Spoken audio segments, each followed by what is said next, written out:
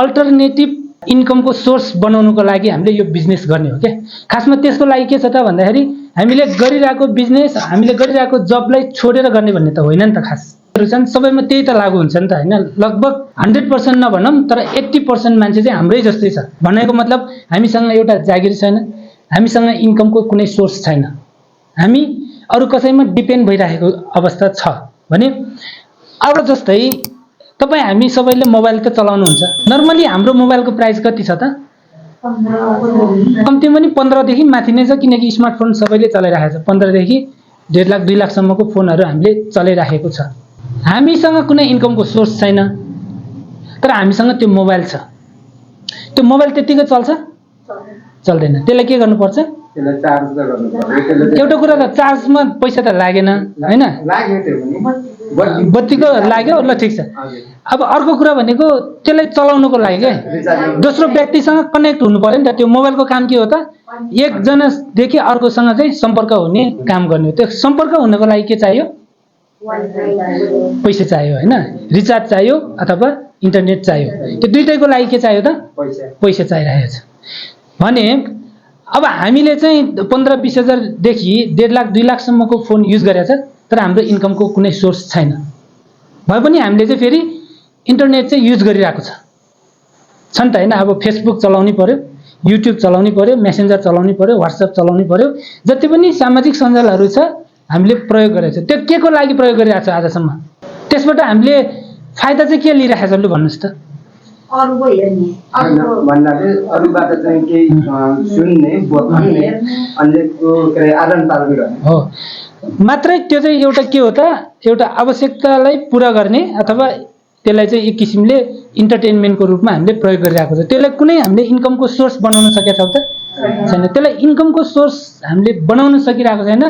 किन त भन्दाखेरि इन्कमको सोर्स पनि हुनसक्छ है भन्ने खालको चाहिँ हामीसँग नलेज नभएको कारणले गर्दाखेरि त्यो भइरहेको चाहिँ हुनसक्छ। त्यसो भने अब त्यो नलेज चाहिँ कहाँबाट प्राप्त हुन्छ त हामीलाई? फेरि मोबाइल चलाएको त अहिलेदेखि जस्तै त्यहाँबाट पनि हामीले नलेज गेन गर्न सक्छौँ। जस्तै मैले जति पनि नलेज गेन गर्छु, मैले अब पहिले मैले थुप्रै ट्रेनिङहरू एटेन्ड गरेर मैले धेरै कुराहरू सिकेँ र अहिले म खासै त्यस्तो फिजिकल ट्रेनिङ त मैले लिएको छैन तर अनलाइन कोर्सहरू म लिइरहेको हुन्छु। विशेष गरी चाहिँ अब नलेज गेन गर्नेको लागि चाहिँ हामीले इन्टरनेटको माध्यमबाट थुप्रै उपायहरू छ क्या। जस्तै गुगल छ, अहिले त च्याट जीपीटी छ। यहाँबाट हामीले थुप्रै चिजहरू सिक्न सक्छौँ तर हामीले त्यसको लागि पनि हामीले के गर्छौँ त? कोसिस गर्दैनौँ क्या। हामीले मोबाइल चलाउन थालेको त 10 वर्ष भयो होला नि त, तर त्यो 10 वर्षसम्म मोबाइल चलाउँदाखेरि हामीले के सुधार गर्यो त? के सिक्यौँ त आजसम्म? हामीले आफूले बेनिफिट लिनको लागि के चाहिँ सिक्यौँ त? सिक्नुपर्छ त्यसको लागि। जस्तै तपाईँहरूलाई म भन्छु, तपाईँहरूले कसैले बोलाउनु भएको थियो मिटिङको लागि, इन्भाइट गर्नुभएको थियो, निम्तो दिनुभएको थियो कसैले? दिनुभएको थियो है। जस्तै मैले त एउटा मेसेज गरिदिएँ होइन। यो मिटिङ भन्ने कस्तो हो भने धेरै पहिले मैले एउटा मिटिङ एटेन्ड गर्दाखेरि त्यहाँ मैले एउटा कुरा सुनेको थिएँ। त्यो कुराहरू तपाईँहरूलाई सुनाउन चाहन्छु आज। यहाँ कति मान्छे चाहिँ सफल हुन चाहन्छ? सफल हुन चाहन्छ होइन।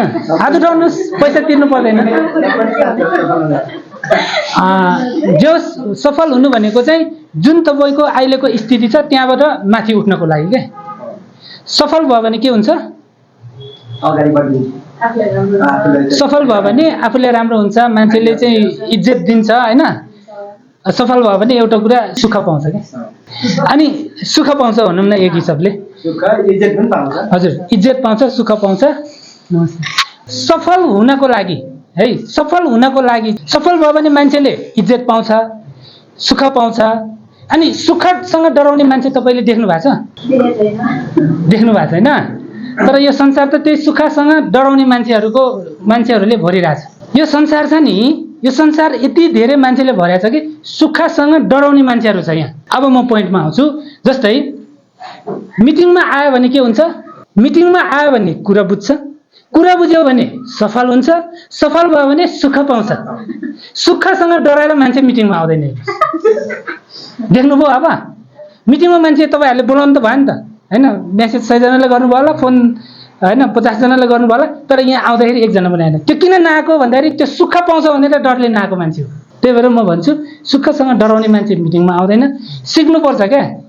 हैन हामी धेरै मान्छेहरू स्कुल कलेज सकेपछि कहिले पनि हामीले त्यो किताबको पाना पल्टाएर हेरेका छौँ त कलेज सकेदेखिको त्यो किताबको पाना पल्टेर हेरेको छैन उसको जिन्दगीमा कुनै पनि बदलाव आएको छैन उसले ब्याचलर डिग्री नै गरे पनि उसको जिन्दगीमा कुनै परिवर्तन आउँदैन तर तपाईँ हामीले अहिले चाहिँ अब जो व्यक्तिको सफल व्यक्तिहरूको नाम लिन्छौँ इलोन मास्क भन्नुहोस् तपाईँको मार्क जुकरबर्ग भन्नुहोस् तपाईँको चाहिँ बिल गेट्स भन्नुहोस् संसारको सबै सफल व्यक्तिहरूले सबैको एउटै मिल्ने ह्याबिट के छ त उनीहरू चाहिँ जतिखेर पनि सिक्नको लागि तयार हुन्छ क्या उनीहरू चाहिँ पढ्नको लागि अध्ययन गर्नको लागि नयाँ कुरा सिक्नको लागि अब हामीसँग त्यो नलेज हामी गेन गर्दैनौँ भने हामीसँग न त पैसा हुन्छ न त सफल हुन्छ न त के हुन्छ अधिकांश मान्छे पैसा छैन भन्छ नि त पैसा किन छैन त जस्तै टिकटकबाट मान्छेले घर बनाएको गाडी चढेको देख्नु भएको छ नि त त्यो राम्रो कि नराम्रो राम्रो हो नि हो कि अन्त उसले सक्यो र त खै त हामीलाई पनि के भाडा तिरेर बस्न हामीलाई पनि रहर छ त छैन नि के पब्लिक गाडीमा झुन्डेर हिँड्नेलाई हामीलाई रहर छ त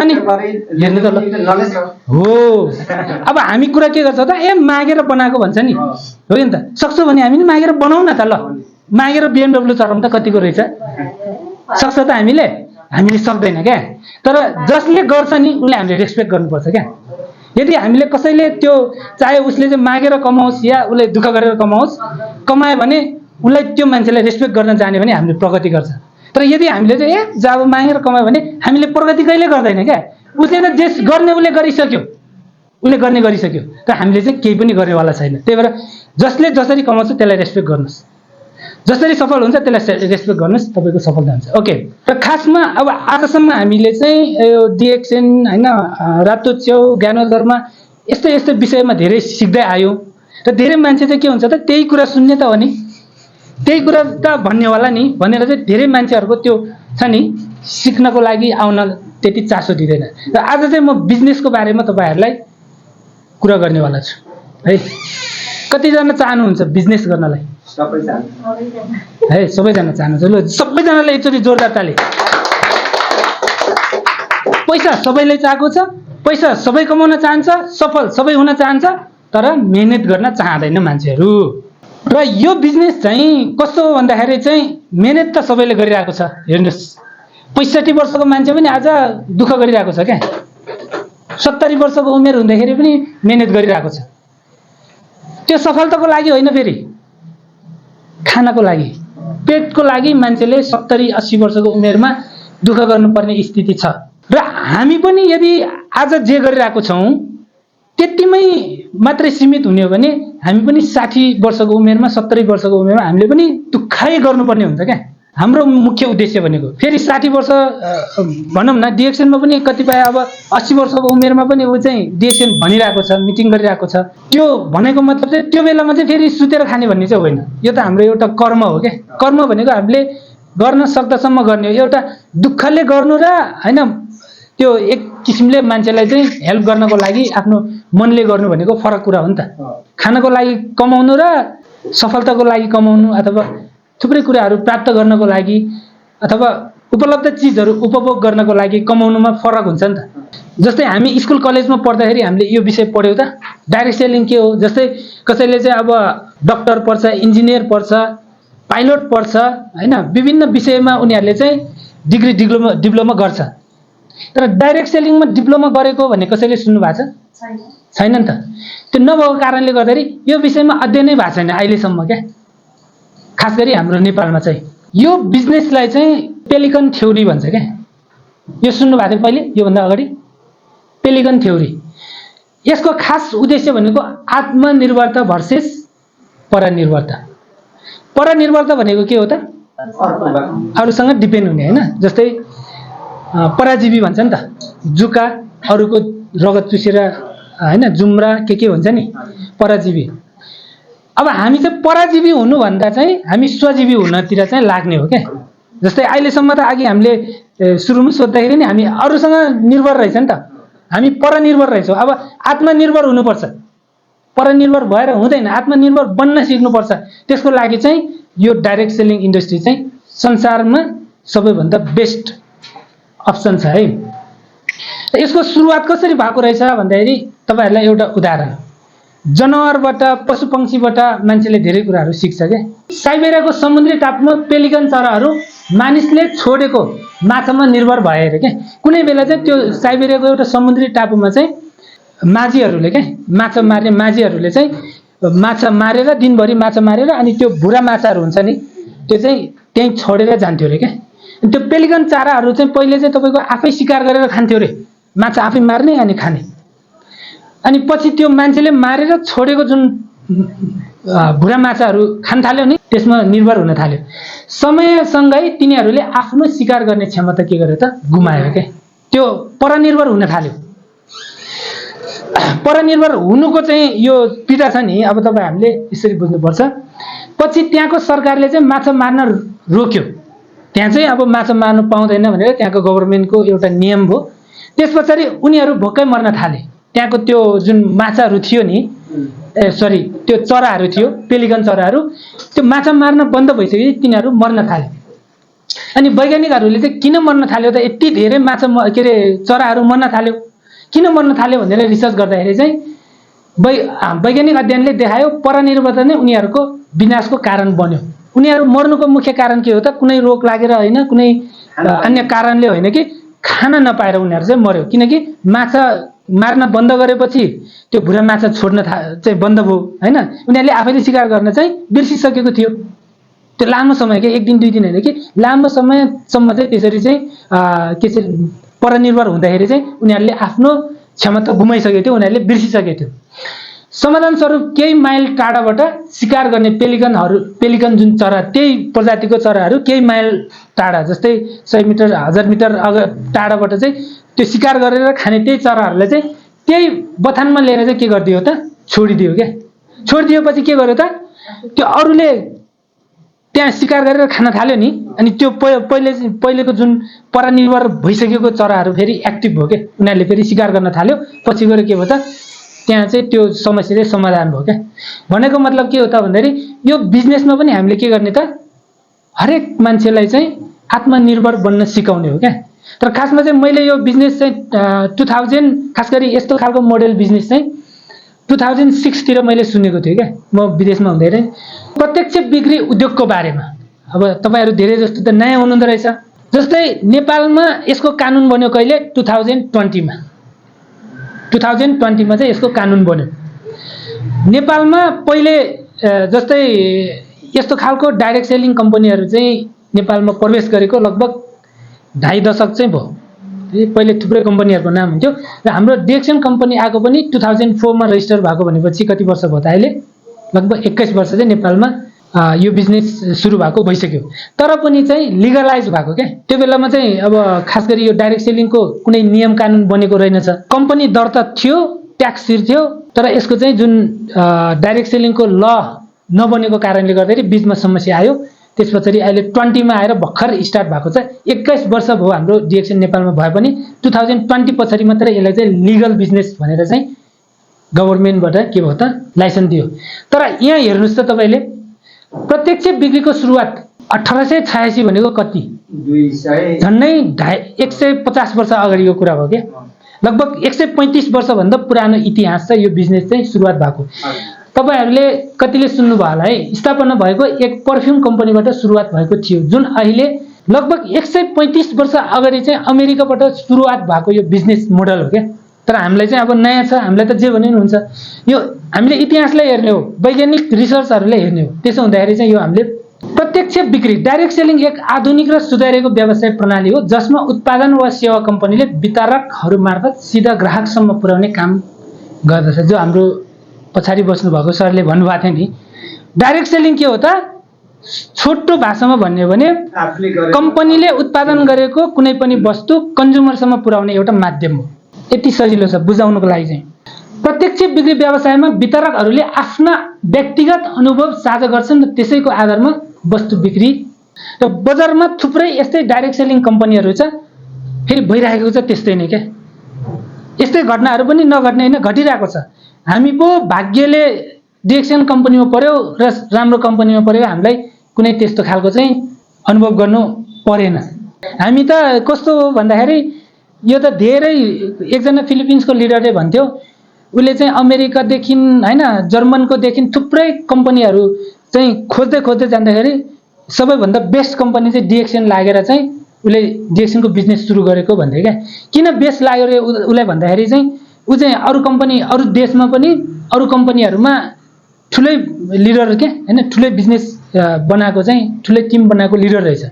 अनि पछि चाहिँ अब रिसर्च गर्दै जाँदाखेरि उसले चाहिँ डाक्टर लिमलाई भेटेर अनि म चाहिँ यो अरू कम्पनीमा चाहिँ यो पोजिसनमा छु, मेरो हरेक महिनाको इन्कम चाहिँ यति छ, अनि म डिएक्सनमा आयो भने के मेरो त्यो लेभलको इन्कम हुन्छ त भन्दाखेरि डाक्टर लिमले के भन्नुभएको छ त, त्यो हुँदैन, तिमीले जिरोबाट नै सुरु गर्नुपर्छ, डिएक्सनमा त्यसरी पोजिसन किन्न पाउँदैन, तपाईँको त्यो लेभलको इन्कम हुँदैन भनेर चाहिँ त्यो भनिसकेपछि उसले चाहिँ डिएक्सनलाई विश्वास गर्यो क्या। किनभने यहाँ त जिरोबाट सुरु गर्ने हो, यहाँ अहिले जति पनि एम्बेसडरहरू बनिएको छ उनीहरूले पनि कुनै पोजिसन किनेको होइन र त्यो लेभलको इन्कम कहिले पनि त्यो गरेको होइन, तर जिरोबाट स्टार्टिङ गरेर आउँदाखेरि चाहिँ त्यही भएर थुप्रै कम्पनीहरूले तपाईँले 2 जना मान्छे जोड्नुहोस् यति इन्कम हुन्छ।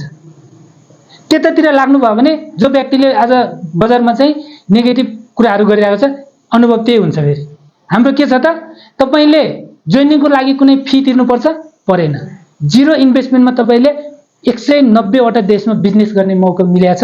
र यसको लागि चाहिँ हामीले बिजनेसको रूपमा, बिजनेसमा त अब केही न केही त्यसमा कारोबार त हुनु पर्यो नि त। बिजनेस भनिसकेपछि त्यहाँ कुनै कारोबार भयो भने चाहिँ त्यसबाट हामीले इन्सेन्टिभ पाउने हो। अब जोइन चाहिँ भयो तर कुनै पनि कारोबार भएन, कुनै तपाईँको चाहिँ एक्टिभिटी छैन, कुनै तपाईँको चाहिँ कारोबार भएन भने तपाईँको इन्कम हुन्छ त हुँदैन, बिजनेसमा त्यो हुँदैन। यसको मुख्य विशेषता भनेको कम्पनीले मध्यस्थको खर्च कटौती गरेर विक्रेतालाई कमिसनको रूपमा वितरण गर्नु। कुनै नयाँ प्रडक्ट आयो भने उसले लगाउँछ अनि टिकटक, फेसबुक, इन्स्टाग्राममा उनीहरूले प्रचार गर्छ अनि सायद ग्राहकले उसलाई चाहिँ खोजेर जान्छ, किन्छ अथवा अनलाइन अर्डर पनि हुन्छ होला। त्यो तरिकाले उनीहरूले चाहिँ प्रचार गरेर उनीहरूको बिजनेस गर्छ। खासमा चाहिँ ट्रेडिसनल मार्केटिङ सिस्टममा के हुन्छ त भन्दाखेरि कम्पनीले उत्पादन गरेको वस्तु विभिन्न च्यानलबाट त्यहाँ प्रचार प्रसार हुन्छ, मिडियाले पैसा तिर्नु पर्यो, प्रचार प्रसार गर्ने जुन सेलिब्रिटीहरू हुन्छ तिनीहरूलाई पनि पैसा तिर्नु पर्यो। भनेको त्यहाँ चाहिँ विभिन्न च्यानल स्टेप बाई स्टेपमा पैसाहरू खर्च हुँदै जान्छ भने त्यही पैसा चाहिँ तपाईँ हामीले पाउने हो क्या।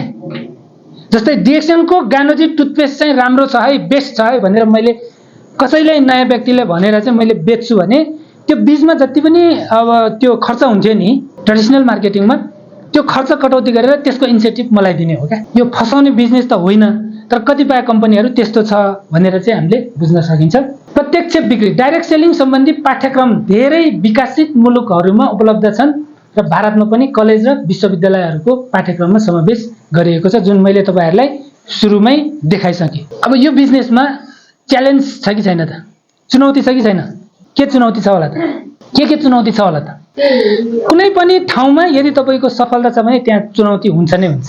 शिवपुरी डाँडामा के अरे चढेर कसैले नाम कमाएको छ, कसैको सफलता मानेछ। सगरमाथा चढ्नको लागि चाहिँ चुनौती छ कि छैन?